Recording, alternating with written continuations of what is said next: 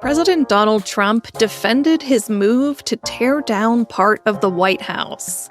The U.S. citizenship exam is getting harder. And a woman played the clarinet while getting brain surgery.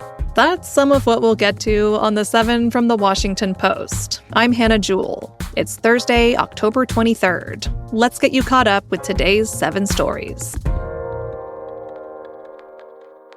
Number 1. President Trump raised the estimated cost of his White House ballroom. This week, the president sparked an outcry after images showed demolition crews knocking down much of the White House's East Wing. That's to make way for Trump's planned 90,000-square-foot dream ballroom.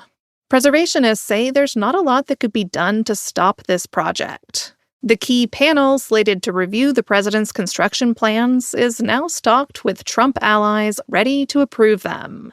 Yesterday, Trump defended the project. In order to do it properly, we had to take down the existing structure. The way it was shown, it looked like we were touching the White House. We don't touch the White House. That's a bridge, a glass bridge, going from the White House to the ballroom. Then you get into the lobby of the ballroom, and then you go into the magnificent, the main room. And it's something that has gotten incredible reviews.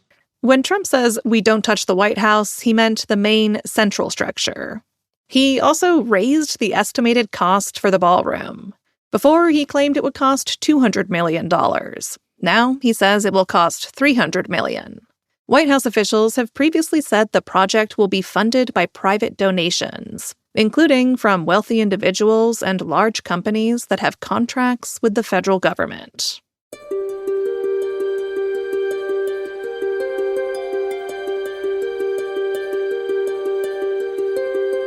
U.S. forces killed 5 people on alleged drug boats in the Pacific Ocean. That's number 2.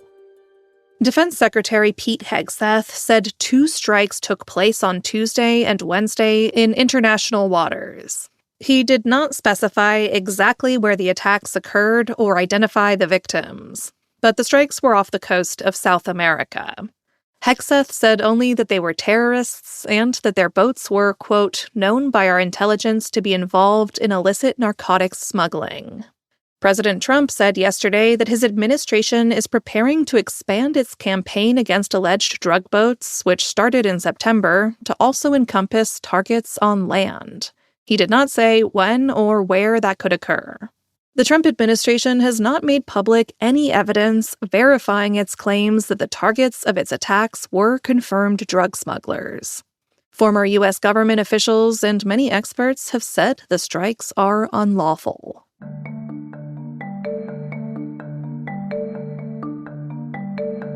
Number 3. Congress is running out of time to meet a crucial healthcare deadline. The government has been shut down for more than 3 weeks. And that's in large part due to a dispute between Democrats and Republicans over health care. Before they'll vote to reopen the government, Democrats want Republicans to agree to extend Affordable Care Act subsidies. But Republicans are refusing to negotiate on that until Democrats vote to end the shutdown. November 1st is a key date. That's when people in the U.S. can start signing up for their 2026 health coverage. Already, millions are seeing their health insurance costs soar. If a deal is somehow reached in the coming days, there might be enough time to pass the savings on to marketplace consumers and prevent Americans on subsidized plans from paying higher costs. Russia secretly bought Western tech to protect its nuclear submarine fleet. That's number 4. Reporters from the Post and news organizations in Europe and Japan worked together on this story. They found that Russia used front companies to buy technology from Europe and the U.S., then used that equipment to create a surveillance system called Harmony in the Arctic, where its submarines operate. Experts and officials have warned that Russia's acquisition of such sensitive technology has undermined the security of the U.S. and its NATO allies. According to naval experts, if war broke out, the technology could make it harder for Western nations to destroy Russian nuclear submarines.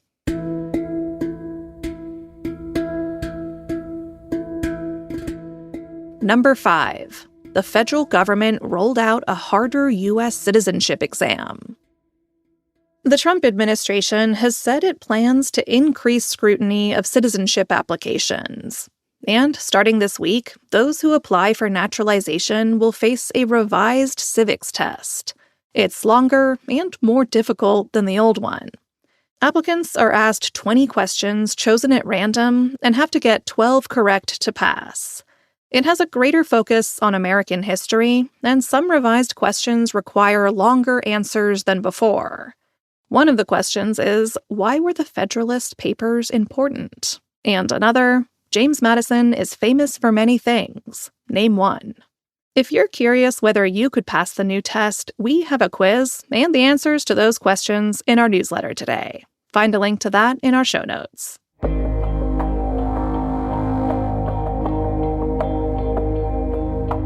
A study found that mRNA COVID vaccines prolonged the life of cancer patients. That's number 6. A new retrospective study examined the records of more than 1,000 patients with lung or skin cancer.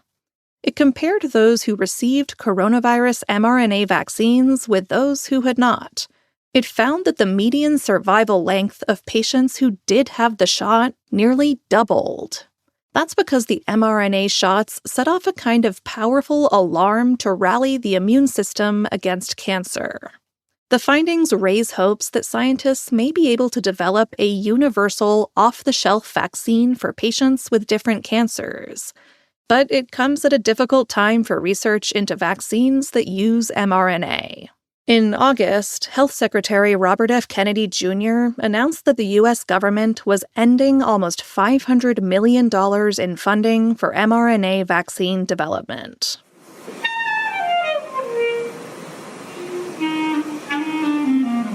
And at number 7, a Parkinson's patient played the clarinet while getting brain surgery. Deep brain stimulation is a procedure in which doctors pierce holes into the skull to implant electrodes. Those deliver electrical pulses to the brain to try and improve the motor skills of Parkinson's patients. It helps if a patient is using their brain during the surgery, so doctors can see what's working in real time. That's why 65-year-old Denise Bacon, wide awake on the operating table, played music to serenade her surgeons. Before you have nightmares about this, no, she could not feel a thing. Denise was given a local anesthetic to numb her scalp and skull, and the brain itself does not have any pain receptors, thank God. And it seems to have worked. Doctors noticed an instant improvement in Denise's mobility. This treatment is not a cure for Parkinson's, but it can restore function and quality of life. As for Denise, she described what it's done for her. I can walk normally. I was walking normally straight after the surgery. And life's just opened up again. It feels like there's a future.